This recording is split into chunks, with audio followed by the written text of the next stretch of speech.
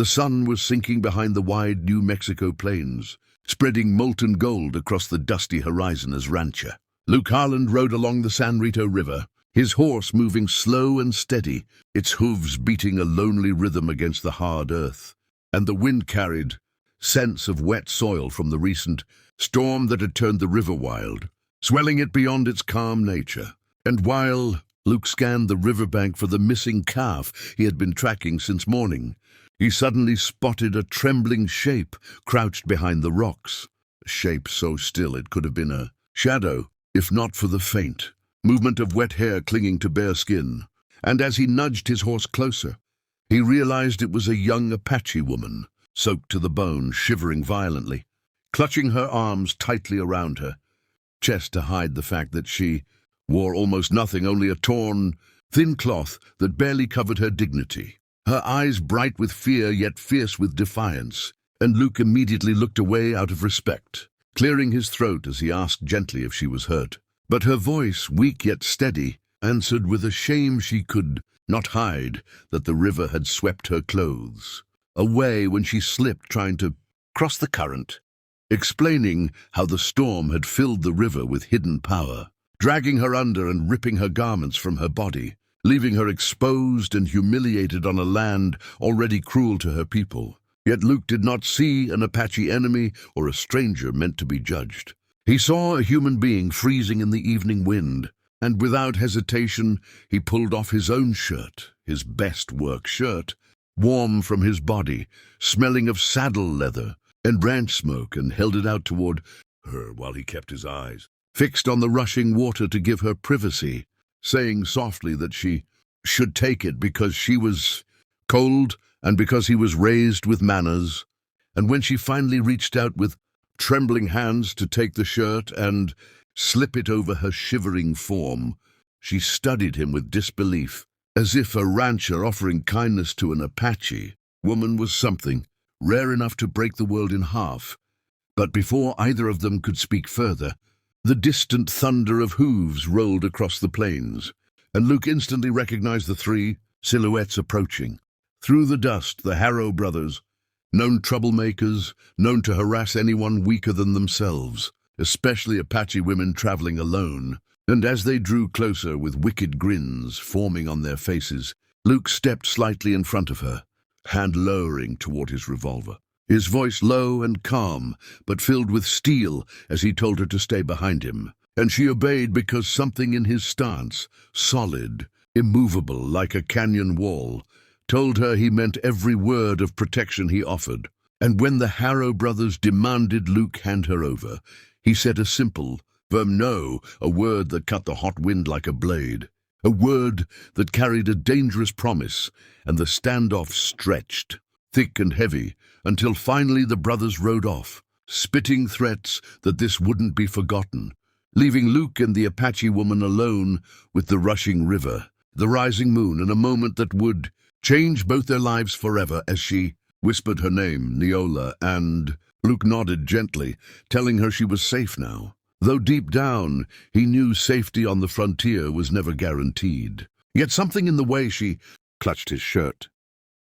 close to her heart made him vow silently that whatever storm came next, he would stand in front of it just like he did today. Night settled over the vast frontier like a dark blanket stitched with cold stars, and as the San Rito River whispered through the shadows, Luke Harland guided Neola toward his ranch, the horse moving steady beneath them while she held his waist lightly, her hands still, trembling from the river's icy grip but feeling a strange warmth through his shirt, the same shirt that had saved her dignity and perhaps her life. And though she remained quiet, Luke sensed the storm behind her silence, the fear, the exhaustion, the memory of the Harrow brothers' hungry eyes. So he spoke softly about the trail, about the land, about how the plains changed colors when the moon rose high, just to ease her heart. And as they crossed into Harland Ranch territory, the cattle shifted in their pens, the wind rustled the wooden fences, and the comforting smell of oak smoke drifted from the small ranch house ahead, a warm glow spilling from its windows like a beacon of safety in a merciless world. and when Luke helped her down from the horse, she hesitated, eyes glancing around nervously, unused to being welcomed into a settler's home. But Luke simply nodded toward the porch and said she had nothing to fear, that no one under his roof would ever be harmed or disrespected. And when she entered the cozy cabin, the fire crackling warmly in the stone hearth, she felt an unfamiliar weight lift off her shoulders as she wrapped herself tighter in his oversized shirt, sinking down near the flames while Luke tended the horses, giving her space, giving her dignity, giving her something she had rarely been offered: patience. And when he returned with a plate of warm cornbread and beans, her eyes softened with gratitude too deep for words. And as she ate, she began to tell him pieces of her story. How she had been traveling to visit her aunt in the hills, how the rains had washed the path away, how the river had pulled her under so fast she barely had time to breathe, how she had fought the current with everything she had, finally crawling out half-drowned and stripped of everything but her last shred of modesty. And as she spoke, Luke listened with a quiet intensity, his eyes never judging, never drifting, never showing anything but respect. And when she finished, he said calmly that she had survived something that would have taken many strong men,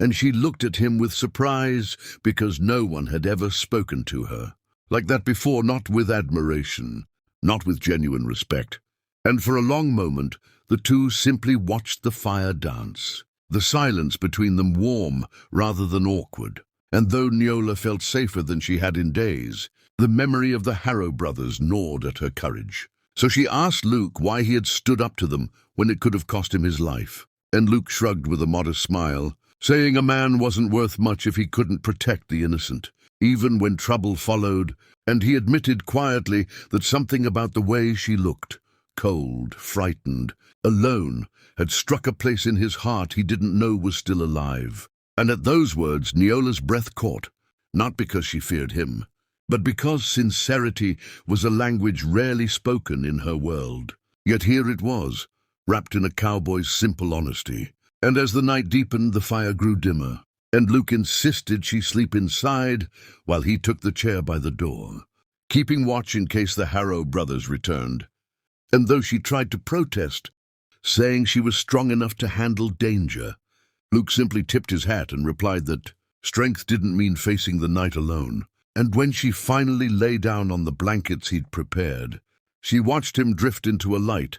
vigilant sleep, his boots still on, his hand resting near his revolver, his posture ready to protect her even in dreams. And a warmth spread through her chest, not from the fire, not from the blankets, but from the realization that kindness still existed on a land filled with cruelty. And by the time dawn stretched pale light across the plains, painting gold on the distant mesas, Neola had made a silent decision that the river might have taken her clothes, but it had given her something far greater, a man who treated her as a human, not a stranger, not an enemy, and certainly not a burden. And as she rose quietly and stepped outside to breathe the cool morning air, Luke joined her, hat in hand, eyes soft, with a mixture of concern and something deeper he didn't yet dare name. And though many trials awaited them, the returning Harrow brothers, the clash of culture, the hard whispers of frontier gossip, the bond born from one dangerous moment by the